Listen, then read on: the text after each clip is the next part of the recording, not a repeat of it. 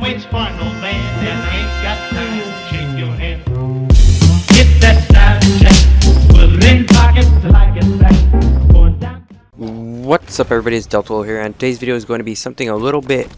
It's going to be a topic based. It's going to be about advanced warfare and about how SledgeBanHammer is battling reverse boosting. So they're banning players who kill themselves, who die a lot, like by suicide, and they're banning them like off of SledgeBanHammer. And I've seen some people get console banned. I don't know if that's from the SledgeBanHammer bans, but this is crazy because like trick shotters being banned, like so phase members.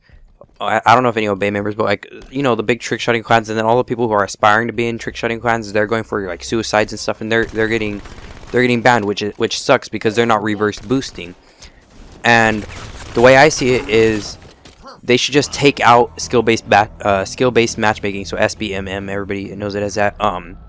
They should just take that out because as much of a fix, like they're like, oh, we want this to be competitive, they want SBB in it, as much as they think that they're fixing the game by making it where reverse boosters can't get these beast gameplays that they, because I've never reverse boosted, so I don't really, it doesn't affect me, and I've never been like, I've only been bad at the game when I first get the game or whatever, and then I improve, so it doesn't affect me as much when I'm playing the game.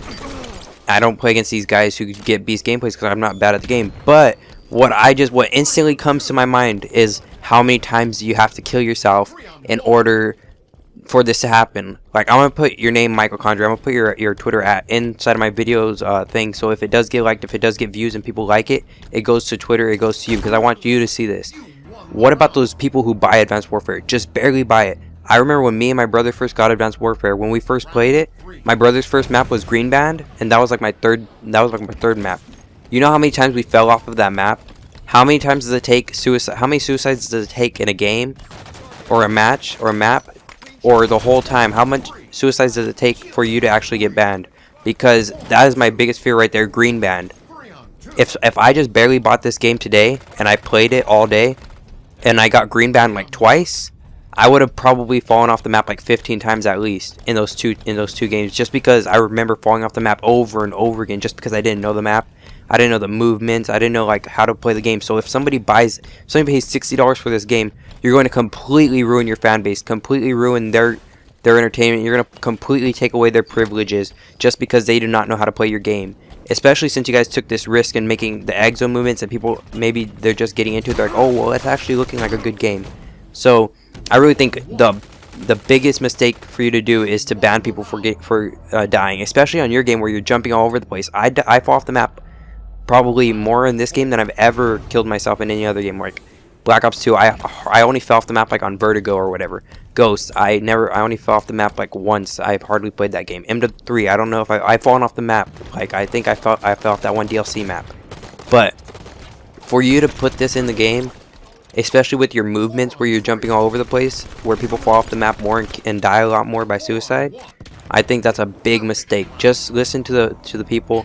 Take out SBMM. You know, we're not there yet. The internet connections and everything, we're not ready for it. Like the matches will be faster to get into and everything once you take it out.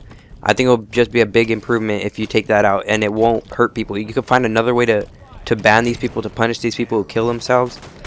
But taking like this suicide ban, like if you die a certain amount of times by killing yourself in a game or whatever, then that's crazy. Like, how does that even work if you die a certain amount of times? Is it like if you die a certain amount of times without getting killed? Because I could see people just like running into the enemies without killing somebody and just dying over and over again. Like I could see somebody doing that to still become a reverse booster. Like, oh, I died 25 times in this game, didn't even get a kill. I wonder how that happened. But then also I could see people who are new to the game and dying 25 times without getting a kill because it's so hectic and fast, and they never played the Call of Duty before, or they've never played Advanced Warfare before, and it's their first time getting used to the movements, and they're not that good at Call of Duty in general, because let's face it, it's like Call of Duty. You could kind of like play however you want. So like, I just think it's crazy to do this, because one, people could find different ways to reverse boost. Like if it's just going by how many deaths you have, you could just get killed by people and reverse boost. If you guys are actually banning people just by how many deaths they have in a game, like by how many times they die without getting kills or whatever, then you're gonna ban the wrong people. I'm sorry, but like reverse boosting is bad. Yeah, sure. If You don't like people just getting cool gameplays. Like, I don't even understand. Like, it's bad, I guess. It's not like true gameplay skill because they're playing against people worse than them or whatever. But it's still their gameplays. Like, it's not like they're hacking to get these gameplays. They aren't using cheats or anything. It's actually their gameplays, their skill against people who suck. So it's kind of like waiting till Christmas and playing against the Christmas noobs after you've been playing for 2 months and you just play against the Christmas noobs all day. That's kind of like what reverse boosting is, except you kind of use the game against itself to get into these lobbies, and you could get into these lobbies all day if you want to. So yeah, I have a I agree with reverse boosting shouldn't be a thing, but I could see how there's nothing wrong with it at the same time. Like, I could see the positive and the negative sides of it, but I don't know why I'm getting to that. That's a whole nother topic for a whole nother day. What the real issue here is that people are getting falsely banned. Like, trick shotters aren't reverse boosters. They go for trick shots, they go for kills, and then they try to hit the last kill as a trick shot. And yes, when you're trying to hit the last kill as a trick shot, you're like 29. If you're in free for all, you're like 29 and 17 or something, and then you end up, if you don't hit a trick shot for like 10 kills, you're like 29 and 27, and then you could be 29 and 31 by the time you actually hit your trick shot. You could probably be 29 and 42 by the time you hit your trick shot. You might not even hit a trick shot that game, but they're not doing it to get beast gameplays. They're doing it to get one kill, and it's not like, oh, if I keep spinning right here, these players in my game are gradually going to become worse. That's not what's happening. What's happening is the players, that they're just trying to hit something cool, and they're not trying to hit something cool against players that aren't as good as them. They're just trying to hit something cool in the game that they're in.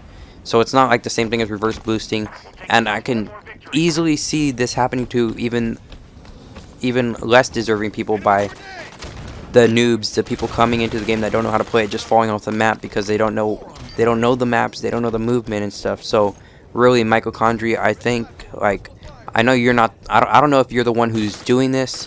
I don't know who's doing this in the game. I don't know whose like mega plan this was. It could be Glenn's, yours, anybody else in SledgeBanHammer. I don't really know, but I just know you as like one of the main figures besides Glenn, and I know everybody tweets to you and everybody's directing it at you. So I just want you to see this and understand that noobs, like when I first got on this game, when my brother first got on this game, we fell off green band literally like probably 100 times in our first 3 days, and we hated that map. Now I could understand the map. Now I know the flow of the map. I know how to jump across the little like areas. But even when pros got on the map, they're falling off the map, and they're pro Call of Duty players. So you can't have this ban in place, like, unless it's like you die 300 times in 3 games by suicide, then I could see it. But you cannot have this ban because so many noobs are gonna die by suicide like that.